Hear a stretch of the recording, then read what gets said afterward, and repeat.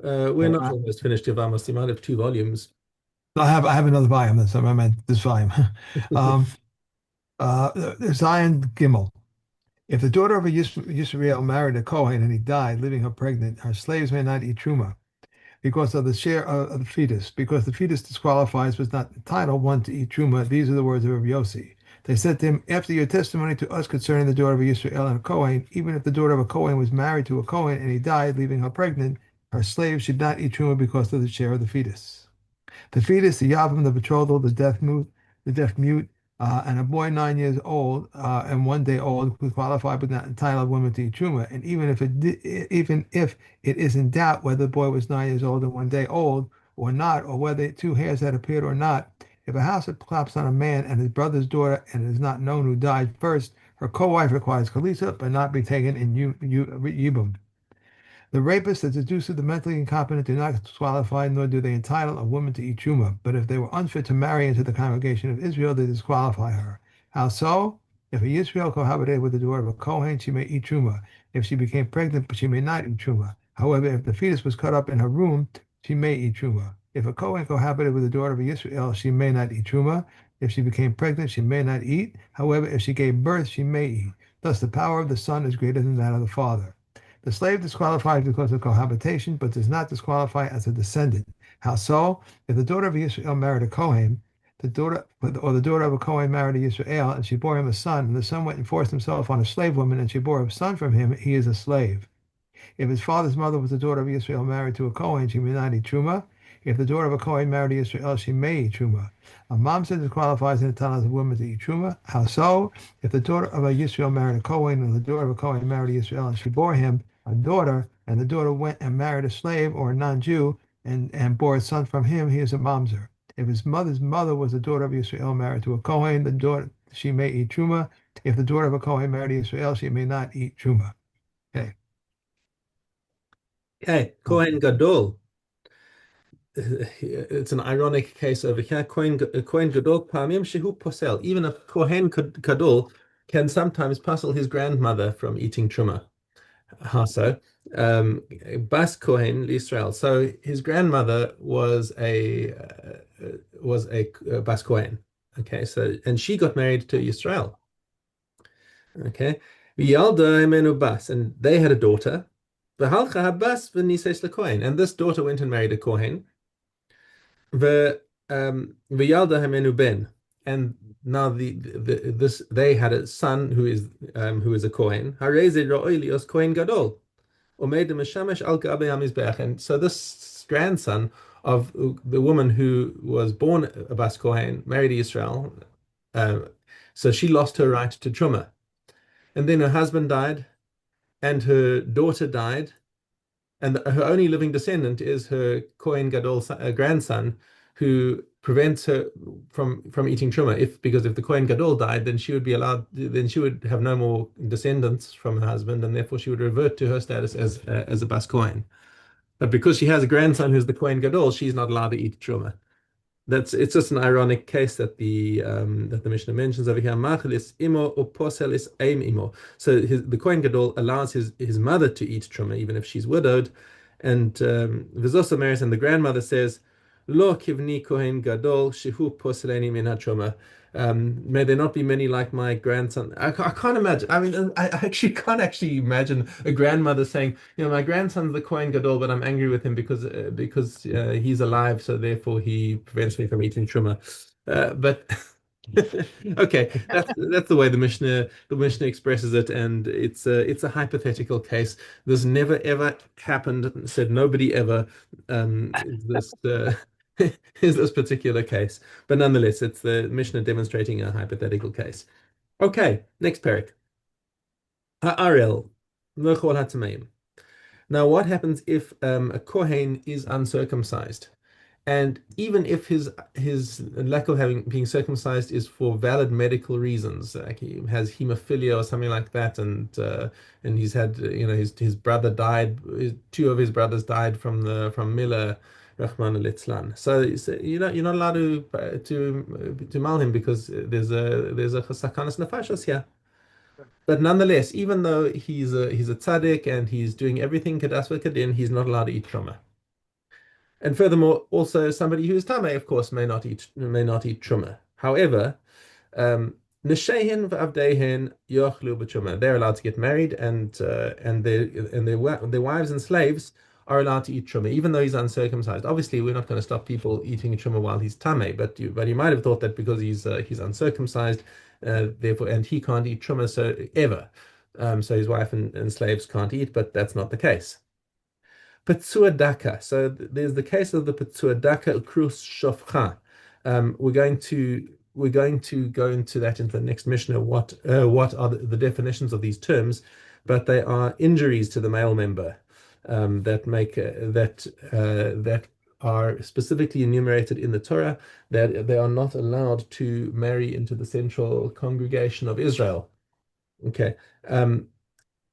So they and their slaves are still allowed to eat truma. There's no psul there like there is with an RL, because the RL is like such the bris milah is such a central thing of Judaism.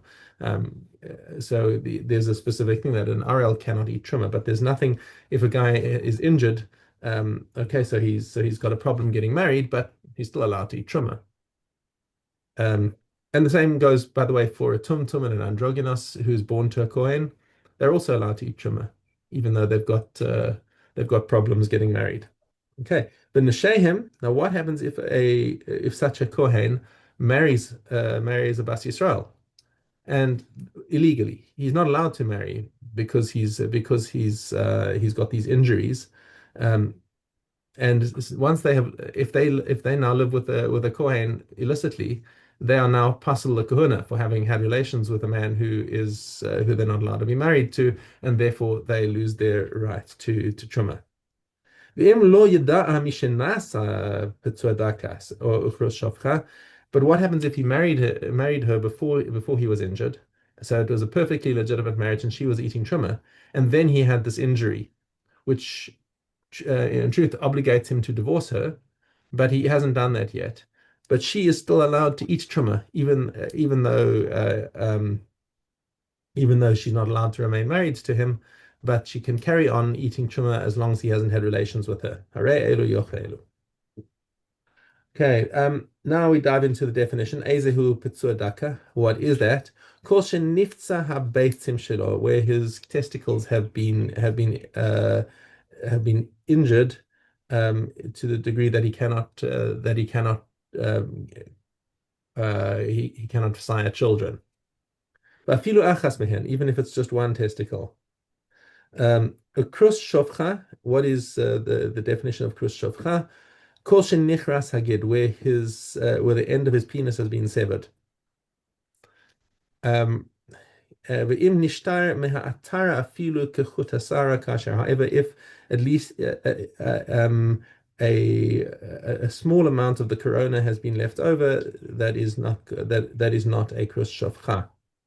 P'tzur daka krus shofcha mutarin b'giors of mashucher. They are, however, allowed to marry a giors and a mashucher, much like a mamzer is also allowed to do that. It's only the central the born Jewish community, in other words, the Israel Levim and Kohanim, who are not those daughters are not allowed to marry a Kris Shofcha, but they're allowed to marry somebody who's converted. Ve'enan asurin ela mi lavo b'kahal, so that they're only prohibited from coming into the central marriage community. Shenemar lo yavo b'tzur daka uchros shofcha b'kal Hashem. And that's one of these psulim that doesn't carry through the generations, mostly because the theory of the Putzur Daka and the Krus Shofcha is that they're infertile. But if hypothetically he did marry them and they did manage to have a child, then the child obviously does not have that stigma. Hmm. Okay. Okay. Dalet Zion. Dalet One Zayin. Bona performs Kalitza with his Yevama, but remains equal to the other brothers with respect to his inheritance. If there is a father, the estate belongs to the father. The one who marries his Yevama gains ownership of his brother's estate. And Rabbi Yehuda says, in any case, if there is a father, the estate belongs to the father.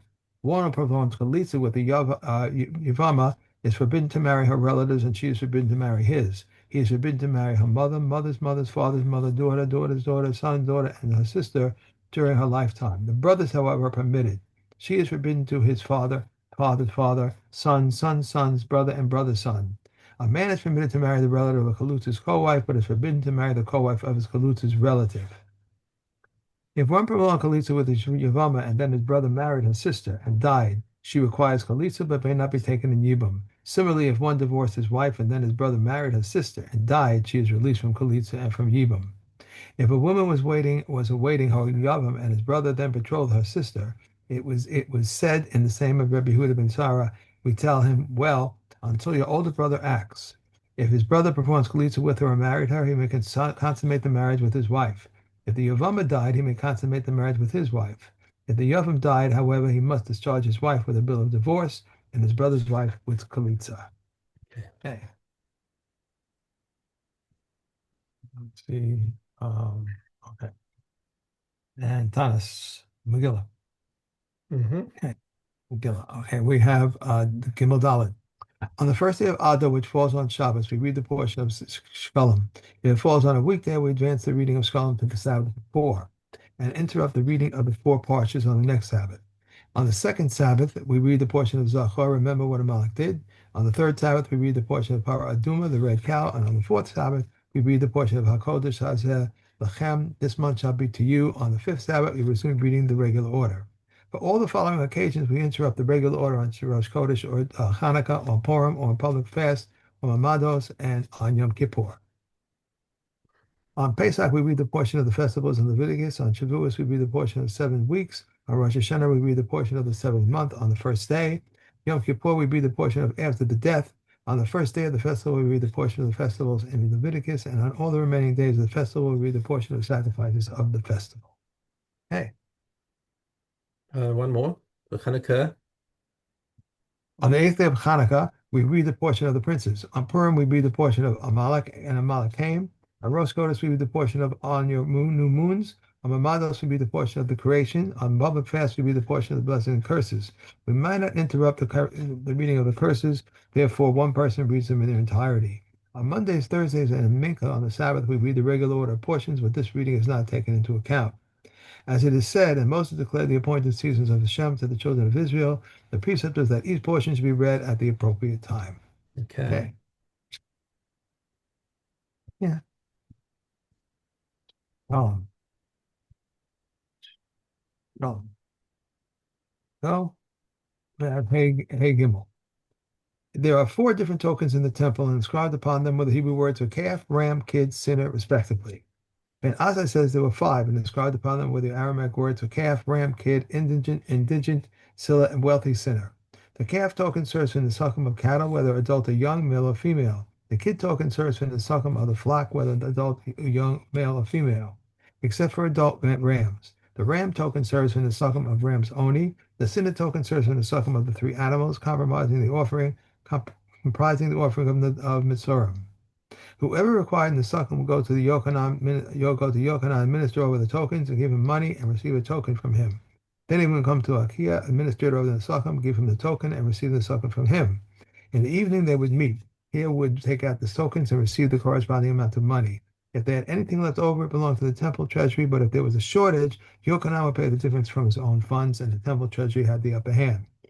If someone lost his token, they would have him wait until evening. If they found surplus funds for him corresponding to his token, they would give him his sacham, and if not, nothing was given to him. If they were inscribed with the date because of the deceptive ones.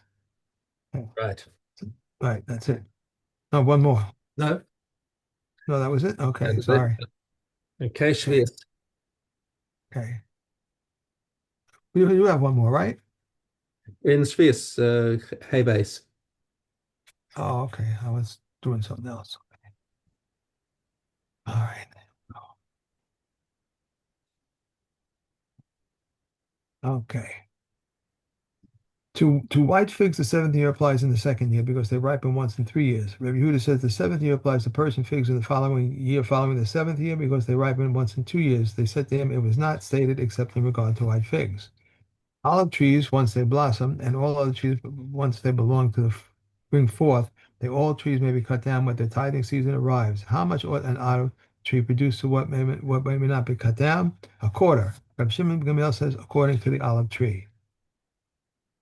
Olives, once they yield 1 revius per one saw, they may be crushed and eaten in the field. If they yield half a log, they may be pressed and used as an ointment in the field.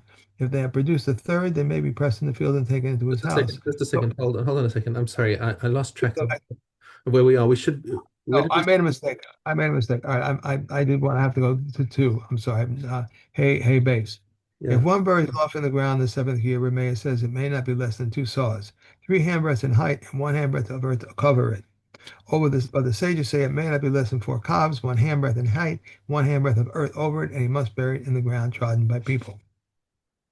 If loaf remains during the seventh year, Reb Yeshua says, if the poor gather its leaves, they have gathered, but if not, they must make accounts with the poor. Reb Yeshua says, if the poor gather its leaves, they have gathered, but if not, the poor have not no claim on him. Okay. All right. Do Thank you. that as well, please. Loaf of the sixth year, which remains in the seventh year, are also summer onions and dry as matter from choice soil. But Um, Shammai says they may be uprooted with wooden rakes, but Beis Hillel says with metal spades. But they agree that dye is matter of the sides may be uprooted with metal spade. And we have Ayla. Caleb. We have the base hay, cuff base hay. An ox goad was an Like, we're in yeah, okay, it's not whatever. It's the ox. We're talking about the ox goad. It's cup hay base. did I Okay. say that? An ox guard has an exterior and an interior, from 7 handbreadths for the blades and 4 handbreadths for the prod. These are the words of Rabbi Yehuda. Rabbi says they do not have an exterior and an interior. The measures of 4 handbreadths and 7 handbreadths were mentioned only with regard to measurements of the ox goads.